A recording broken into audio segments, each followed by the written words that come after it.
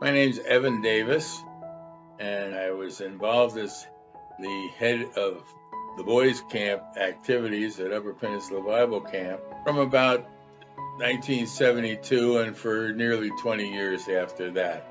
My vision was borrowed primarily from Deerfoot Lodge, which is a Christian camp for boys in the Adirondacks.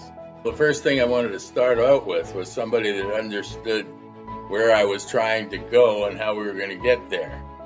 That was Bob Barnes, who was living in Madison at the time. We got together and looked at all of this, and I asked him if he was willing to help. We went on to develop the people that were going to be on staff. Our objective was to have a very active and outdoors camp. So several activities were introduced. An overnight hike was the main adjustment there. How to find places to take the kids and where to camp and so on.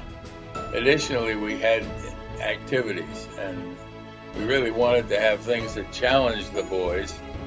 So we introduced archery, riflery, boating.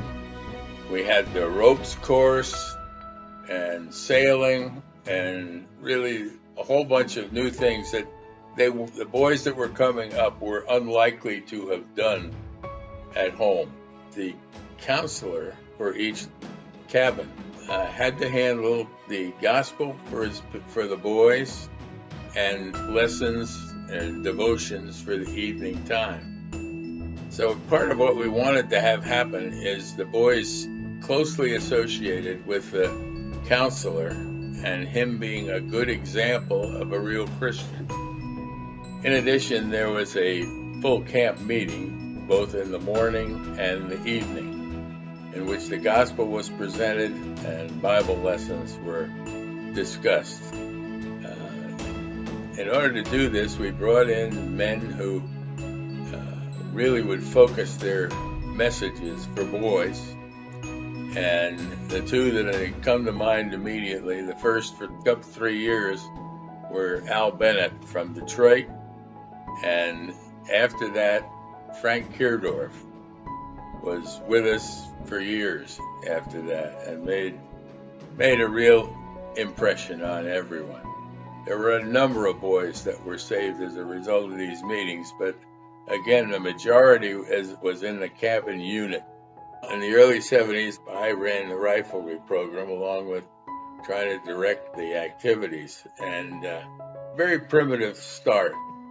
We had 2 large logs and a bulldozed up berm about 8 feet high, and we set up a 50-foot measured course, and we were firing into bullet traps, which is a steel box that surrounds the target that we're shooting at.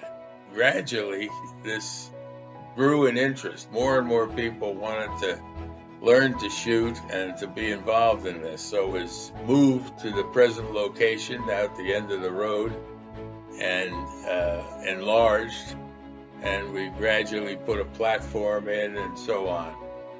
Today, thanks mostly to the input from John Hipsky, we have a far different riflery program and facility. One of the smartest things I ever did was to get John Hipsky to come up to boys camp. It's been a blessing to me to work with a common objective with some great people. And we just worked together, fell together quickly in just a week's time. And we're able to see the Lord bless through those combined activities. It has been a real wonderful thing to be involved in.